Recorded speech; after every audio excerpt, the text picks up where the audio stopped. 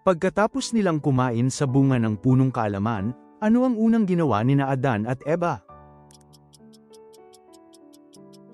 Gumawa sila ng balabal mula sa mga dahon ng igos at sinuot ito.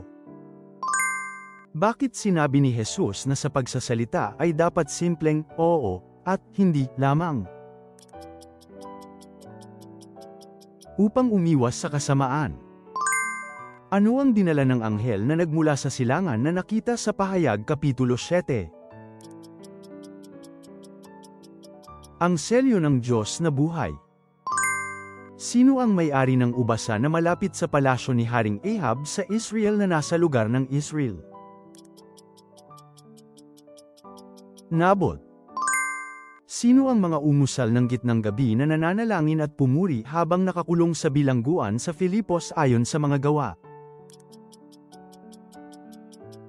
Si Pablo at si Silas.